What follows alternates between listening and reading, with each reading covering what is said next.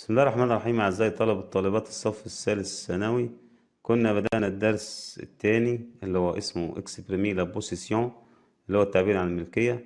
طبعا هناخد النهاردة الجزء الخاص بيه في الجرامير القواعد، اللي هو التعبير عن الملكية وأشكال الملكية، وممكن لو في وقت هنشوف جزء الإنتاج. فهيا بنا نتوكل على الله.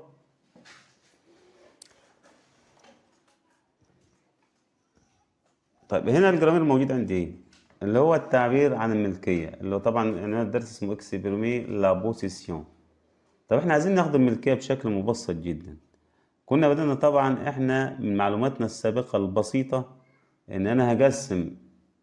انا عندي ضمائر فاعل، عندي جو انا، تي انت، إل هو، ال هي، نو نحن، فو انتم، إلى ذيك اس هم، وإلى ذيك اس هن. طيب انا همسك كل ضمير من دول واشوف الملكيات بتاعته. ده يسهل لي جدا ان انا اتعرف على الملكيات بشكل صح او ما انساهاش. يعني مثلا ملكية الجيل انا، طب عايز اقول ده كتابي، ده قلمي، ده يعني كمفرد مذكر اقول مون ليفر، مون افيرون اللي هو المجداف بتاعي يعني. طب لو عايز انس الملكية المؤنث المتكلم برضه عن نفسه يقول ايه؟ ما سير اختي، او ما كوردي الحبل بتاعي، وهكذا. طب عايز اجمع اقول مي ام اس، يبقى دي ايه؟ ملكي انا. طيب ملكية المخاطب اللي قدامي انت، عايز اقول هذا ايه؟ كتابك، هذا مثلا قلمك، اقول سيتون ليفر، سيتون كاييه، ده كشكولك او كراستك. زي المثال اللي عندي سيتون كيمونو اللي هو بدلة الكاراتيه بتاعتك. طب مؤنث ليه اخت مثلا اقول سيتا سير اختك، او تافي ابنتك. او عندي المثال الموجود هنا تاكلي المفتاح بتاعك، مؤنث، كل ده مفرد مؤنث. طب لو هو ملكية ليه حاجات جمع الملكية بتاعته مخاطب قدامي اقول له ايه؟ تيرولي اللي هي احذية اللي ايه؟ التزلج بتاعتك، او تي ليفر كتبك، او تي ستيلو اقلامك، وهكذا. طيب افرض عندي انا الضمير إيل او ال، هو او هي، ليهم ملكيات خاصة بيهم برضه. الشخص الغائب معايا، او الشخص المؤنث المذكر اللي مش موجود معايا، اسم الغائب. اقول مثلا سول ليفر كتابه هو، او ساسير، او اكسكيز موا، لا مش ساسير، سول ليفر كتابه هو، او سون ستيلو قلمه. طب لو انا عندي مثلا اخته اقول ساسير، او مقلمته اللي هي موجودة هنا، او مقلمتها ساتروس، مقلمتها ومقلمتها، وهكذا. طب الجمع بتاعهم ايه؟ اس اس سي، اقول سي بوت اللي هو البوت بتاعه، او سي ليفر كتبه او كتبها، وهكذا.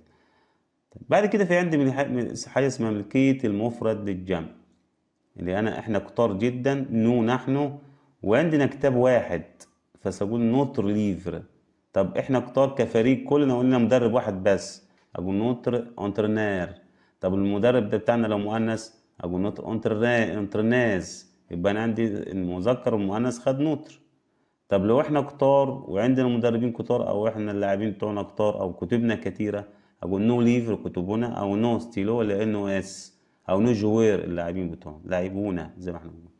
طب ملكية الفو انتم، احنا كملكية مخاطب قدامي، مخاطب ناس كتيرة وليهم مدرب واحد فرد، فاقول فوتر مونيتور، او فوتر انترنير مدربكم، او فوتر لو مؤنث برضه فوتر انترناز مدربتكم، او مونيتريس، وهكذا. او فوتر مثلا ليفر لو كتاب واحد ككل مخاطب قدامي. طب لو انتوا كتار وكتب كتيرة يبقى فو ليفر كتبكم، او فو زفير. طب عندي انا الاشخاص الغائبون الجامع اللي هم ايه وقال، هم او هن مش موجودين معايا وعندهم كتاب واحد، هم سابوه ونسيوا ومشيوا، فاقول ايه؟ لير ليفر كتابهم، او لير بالون كرتهم، او لير سير اختهم لو هم اختاروا لهم اخت واحده مثلا، وهكذا. طب افرض هم اختاروا والغايبين والملكيات بتاعتهم جامع برضه، عندهم نسيوا كتب كتيره ومشيوا، يبقى اقول لير افيك اس ليف كتبهم، او لير كوارهم. كده يبقى احنا استوفينا طبعا الملكيات اللي هي في الجدول ده الخاصه، اللي هي خاصه بكل الضمائر دي. معلش كده اكتملنا موضوع الملكيات اللي هي خاصه بكل الضمائر، عشان دي لان هي عليك السنه دي مهمه، يعني لازم تعرفها كلها، مش هنقدر نختصر فيها. طيب نشوف بعد كده عندي الملحوظات اللي على الملكية. ايه هي الملحوظات؟ اللي هي الملحوظات قد نكون احنا عارفينها من زمان. يعني مثلا واحد استخدم المون والطون والصون بدلا من ما وطا وصا امام الاسم المفرد المذكر، امام الاسم المفرد المذكر المؤنث الذي يبدأ بحرف متحرك. زي مثلا ايه؟ جي في مونيكال، كل مؤنثة خدت مو مع ان هي ايه؟ المذكرة مع ان هي مؤنثة. علي مثلا صور خرج افيك سون امي. هنا المفروض هنا امي مؤنث كانت خدت صا، فلا انا خدت صون على اساس ان ايه اولها متحرك. يبقى عند المؤنث المتحرك ياخد اداة ملكية مذكرة. طيب المعلومة التانية، صفة الملكية تتبع المالك وليس المملوك. يعني مثلا علي مذكر عند اختي بقول علي بارل اسانسير، ما ينفعش اقول علي بارل اسانسير عشان هو مذكر، لا يعني الاخت مؤنث فتاخد صا. يبقى علي بارل اسانسير.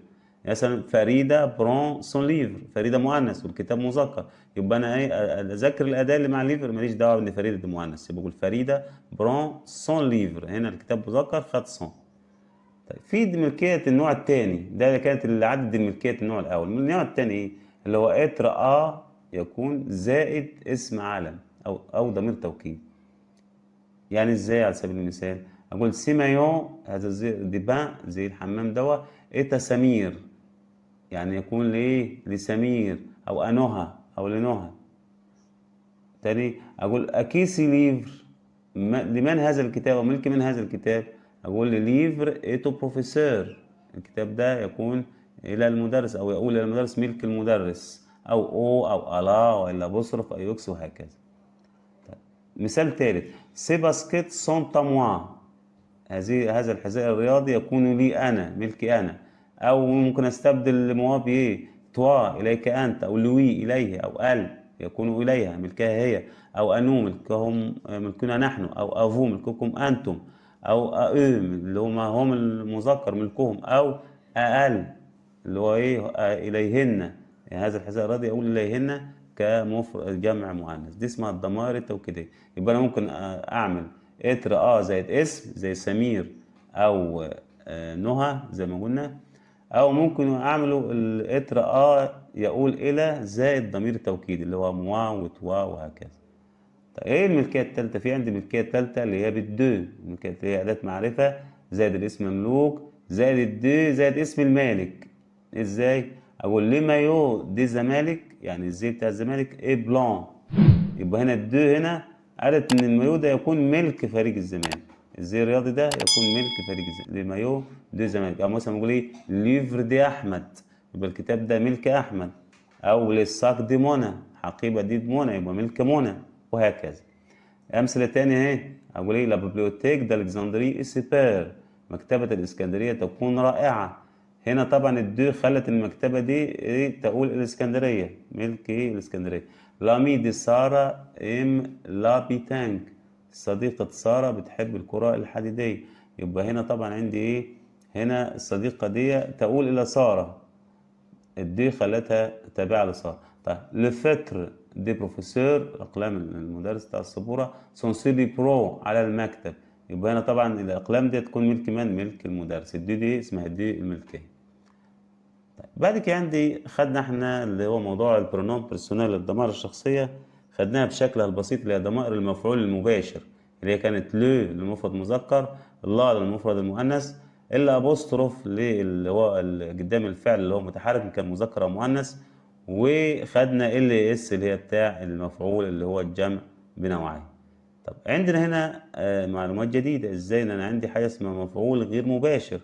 والمفعول المباشر اللي هو يفصل عن الفعل فاصل، حرف جر، قد يكون او الاو او الالا او الالا ويو اكس او شي او بار او ايه وهكذا. طب نشوف ده ايه، في عندي ضمائر تحذف وضمائر لا تحذف. يبقى نقسم المفعول الغير المباشر لنوعين، نوع فيه نوع عاقل وغير عاقل. المرة دي احنا هنشوف المفعول الغير المباشر العاقل. طيب منقسم لجزئين زي ما انتم شايفين، عندي في مفعول غير مباشر عاقل مسبوق بحرف الجر يحذف.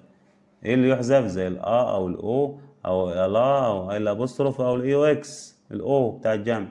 طب ايه اللي لا يحذف؟ اللي هو الشي وبار وافيك وبور ودي وديفان، ودي يجي بعديهم عاقل، ودول لا يحذفوا، دول لا يحذفوا. اعطيني بعض الامثله هنا اللي هي الضمائر اللي هي تاخد لوي او لير، افعال واللي تاخد لي او لير. ايه الافعال دي؟ الجدول ده على سبيل الاسترشاد، يعني ممكن انت تثبت كده شويه وتقراه مع نفسك او تنقل او تشوفه، ناخد منه بعض الامثله زي اللي يجي بعدها. يعني ايه مفعول غير مباشر؟ ايه الضمائر دي؟ اللي يقول لك الافعال التي تاخذ حرف جر يحذف ويستبدل بالضمير لوي ولير.